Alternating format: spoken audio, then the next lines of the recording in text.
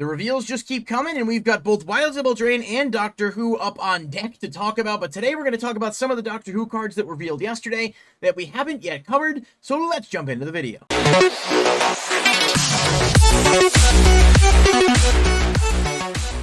Alright, thanks so much to everybody for being here, and thanks for checking out the video. As always, just a quick reminder, if you guys haven't joined the channel membership, we have had a few people join, which is great. If you do join, it's only $5 per month, and all month of August, any members will get a free booster pack. You can check out the other videos and the description for more details on that, but if you want to join, you have, throughout the month of August to do so, so definitely give it a check if you're interested. Now, today we're going to be talking about the Doctor Who cards. I covered some of them in a video last week. There were only a few revealed, and they revealed more today. I don't have all of them in this video, but we'll do another video covering the rest probably tomorrow or the day after. I do want to get into some of the new Wilds of Eldraine stuff as well. But obviously, it's good to have a lot of content on the horizon to talk about, so yeah.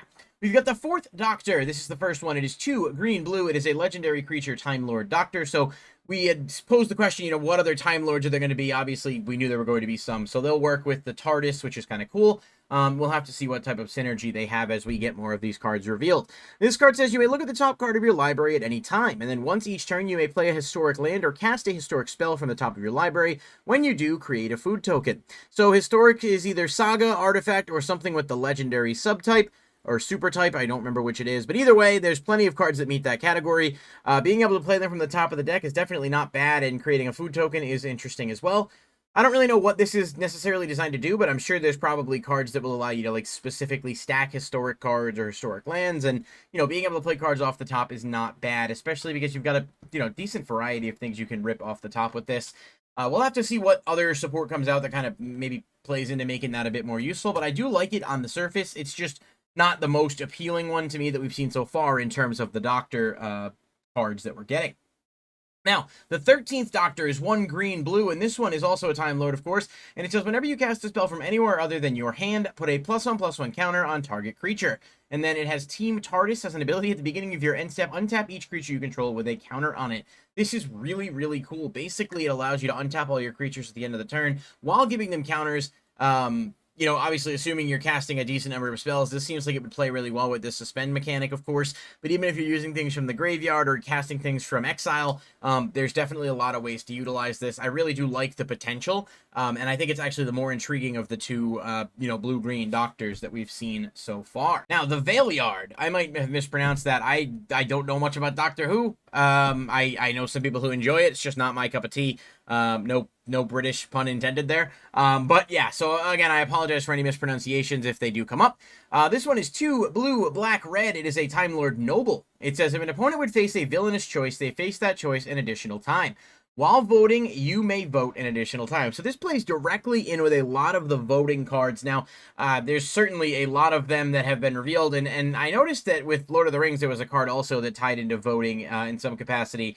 So this is really interesting to see them giving a bit more depth to that mechanic, and obviously you being able to vote an additional time. I don't know what necessarily constitutes villainous. I don't know if that's a keyword in this set or if there's other cards with villainous. I'll have to do a little bit more research into that, or maybe people let me know in the comments down below if there's cards I'm just not thinking of. As I've explained before, I kind of came back to Magic after a very, very long hiatus, so while I have been doing a lot of research, there's certainly things that slip my mind, and I'm not, not afraid to kind of ask for help when needed. So if there are cards that already have villainous that exist that I'm just not thinking of, please let me know in the comments down below, because I'd like to, know more about it. But I can understand the basic concept, and basically the opponent, having to make the choices is something I'm sure we'll be able to understand better. But you voting extra, really unique mechanic on this, and I'm interested to see what types of cards go along with him. River Song is 1 blue-red. This is a human Time Lord rogue, and it says you draw cards from the bottom of your library rather than the top. Whenever an opponent scries, surveils, or searches their library, put a +1 counter on this card. Then River Song deals damage to that player equal to its power. This is super cool. I love the mechanic of drawing from the bottom of the library. There are so many cards that allow you to look at the top, cards of the library and put them on the bottom in any order. You can basically utilize those cards because while you draw from the top, you do not necessarily surveil or, excavate or scry or whatever from the top. You're still doing that from the top and drawing from the bottom is what I'm trying to say.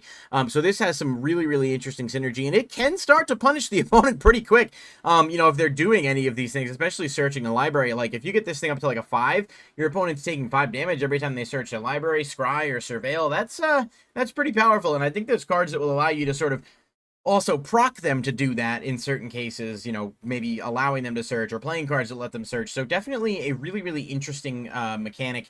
And it's got Izzet colors, so, you know, some kind of like weird like spell slinger thing that could really work in your favor to utilize it. I'm sure that people are going to come out with ways to, you know, just make this card absolutely nuts from a combo perspective, but it definitely seems good to me on the surface. Missy, 3 blue, black, red. This is a Time Lord Rogue as well. Whenever another non-artifact creature dies, return it to the battlefield under your control face down and tapped. It is a 2/2 Cyberman artifact creature. At the beginning of your end step, each opponent faces a villainous choice. Each artifact creature you control deals 1 damage to that opponent, or you draw a card and chaos ensues. Okay, so I guess I answered my own question. When I make these videos, I typically don't look at these cards beforehand. I actually like to, like, quote-unquote live react to them as I'm going through the video. So I guess this is an example of a villainous choice here, and that kind of makes sense.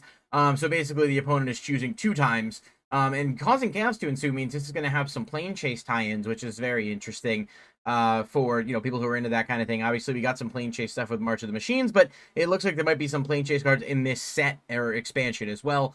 But the first effect is definitely not bad either. I mean, basically, whenever creatures die, whether it's your opponent's or yours, you can get them on your field as an artifact creature. There's definitely ways to utilize that and to keep them out of the opponent's discard pile, which is really nice too. I like this a lot. I want to see kind of what you can maybe do with the Cyberman creatures, if there's ways to turn them face up. I don't know whether or not some of the new cards like that Ugin's Mastery or whatever it was called from the Eldrazi deck that lets you, you know, morph cards that are face down, face up. I don't know if this will work for that, but there's probably a lot more stuff to come that's going to, you know, synchronize well with this commander. So we'll have to see it once it actually gets here.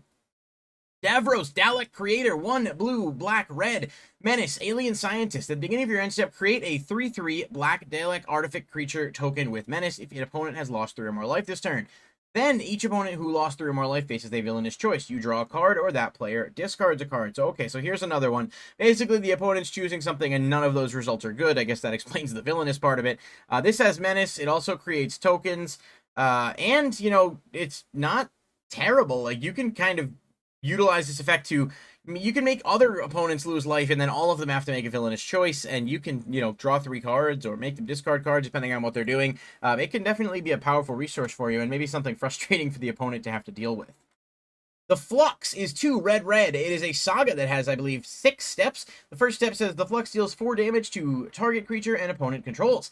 The next 4 steps say exile the top card of your library. You may play it this turn, so some impulse draw. And then the 6th step says add 6 red mana.